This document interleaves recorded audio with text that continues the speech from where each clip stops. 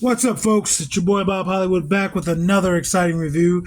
Today's review is yet another Eternals figure. These have been spread out throughout the years. I still have not put Gilgamesh together, but it's coming along. He is coming along. This is like my second to last piece, I believe, I need for this Build-A-Figure, but we're not going to see Kingo get not put together, but we're not going to see Kingo unboxing reviews for quite some time, but it's coming along. It's coming along. It's not like you guys are patiently waiting. You don't care, more or less. But anyway, there's her in her plastic prison. You see she comes with a few accessories, and she also comes with the right arm of Gilgamesh. On the left side of the packaging, we see Makkari there. And unfortunately, I do not know Makkari's actor's name. I just do not. I know she's in The Walking Dead, which is where I know her from. I have not seen the Eternals other than like maybe the first 15 minutes. And it's the same image on this side. It's not even reversed. It's the same exact image. On the top, we see that Eternals logo and the Ollie sticker for $7.99. I wish all of the Marvel Legends at Ollie's were $7.99. $9.99 is not bad, obviously, but the less I could pay, the better. On the bottom, we got some legalese. And we got some, we got a barcode there. And the sad thing is, speaking about Ollie's, these Eternals figures are still sitting on those shelves, and they've been there for years, or at least a year, or at least a whole year. Anyway, on the back, we got that same image of Makkari along with the bio. I'm going to read it. I'm going to try my best not to butcher it. Makkari uses her cosmically powered super speed to scout planets, and as the only deaf Eternal, she is not affected by the sonic boom that accompanies her cosmic running. I still feel like the sonic boom would affect you physically, even if you can't hear it, but I'm no scientist. My name is not Neil deGrasse Tyson. My name is Bob Hollywood. And on the bottom, we see the figures that also come in this wave that complete Gilgamesh, as well as Icarus, who does not come with a Build-A-Figure piece. I haven't reviewed Icarus. It'll happen when it happens. Obviously, I don't need him to build Gilgamesh. I've reviewed all these other characters except for Kingo. And I also have Ajax coming this month. Only figures I do not have, I don't have Thena, and I do not have, I think, Crow, but I will get Thena at least. I may never get Crow. Anyway, I have talked enough. It's time for me to free this woman from her plastic prison. She's been in this box for years. BRB. And just like that, Makkari is free from her plastic prison. I said she has multiple accessories. Those accessories are only a spare left and right hand. These here, this right arm of Kingo and this additional right fist of Kingo, we're just going to, not Kingo, I'm sorry, Gilgamesh. We're just going to get those out of the way so we can focus on Makkari. And like I said, she's got these fisted hands, and they're just fists. They pop on and off with zero effort. And that's that. And let's take a look at this additional hand, this hand that came on her, and this almost like a Spider-Man web pose. I like that. I like that. And it's essentially what it is. It's just a thwipping hand in a way. So it might just be a remold of any Spider-Woman, maybe. I don't have any Spider-Woman with this hand. I don't think the Spider-Woman I have has that. But anyway, additional hands. We don't need to look at those any further. The Eternal figures didn't come with very many accessories, and I get it. They're all brand new sculpts, even though there's women in the line, they don't have the same sculpts. The men don't have the same sculpt. It was a whole wave of new sculpts, so I get not having many accessories. I get it. I mean, unfortunately, the wave wasn't the greatest, but it is what it is. Let's take a look at Makkari. Again, I do not know the actor's name. I could have looked that up before I press play. Matter of fact, where's my other phone? I will look it up right now. I will be unprofessional and Google stuff whilst we're doing this. I like her silver. I like the burgundy. She actually looks like what her colors are on camera. Sometimes they don't look the same, but she does look. Her colors match.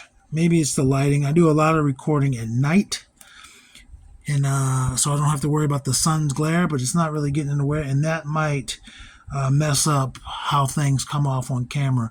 I like her hair. It looks like part of it's braided, but for the most part, it doesn't look braided. Like, see, there's a braid there, and there's a braid there, but I think her hair is just loose, so that's cool. Lauren Ridloff, and I was thinking Lori, but I didn't want to say the wrong name. I didn't want to be loud and wrong, which I would have been. Lori is not Lauren, but anyway, that's her name, Lauren Ridloff, and she's smiling. She got a very sweet smile. She looks like Zendaya here on the figure, not so much in real life, but this figure is giving me Zendaya vibes, Mary Jane or MJ vibes.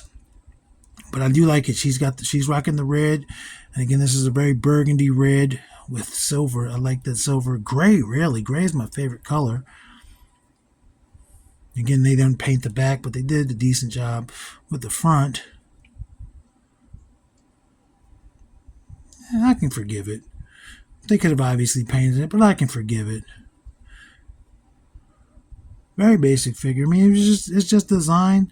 Where you see the lines is obviously texture, but that's about it. And her eyes, yeah, she's looking straight.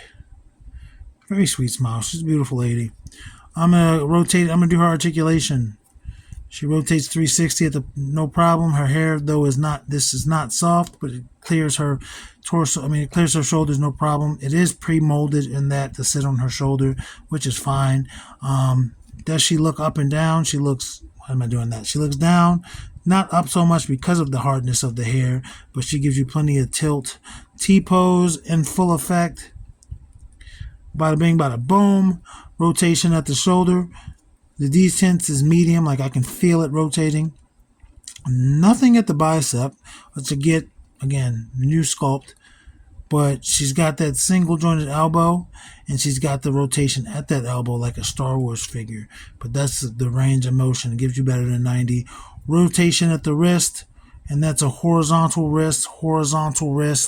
All of her hands are horizontal wrists. I just checked. Her torso gives you that much forward, that much back, pretty decent back, side to side, rotation 360 at her ribs. You can feel that detent when you're doing it. There's nothing below that. Split, not a great split. Nothing stopping it. It's just the molding. It's not like her skirt or anything is getting away because he barely has one. It's not on the sides. But that was her splits. That's her foot going forward. And you can see that it's all the way up. It's not really going out. It does not go back at all, really. Rotates at that thigh. No problem. And it bends. Her knee bends. Double jointed knee. Pinless. Can kick her back. You got to force it. Her butt, rather. You got to force it. No boot cut. Forward facing pin. And she's got that ankle pivot. Peg holes, very shallow, but pretty wide.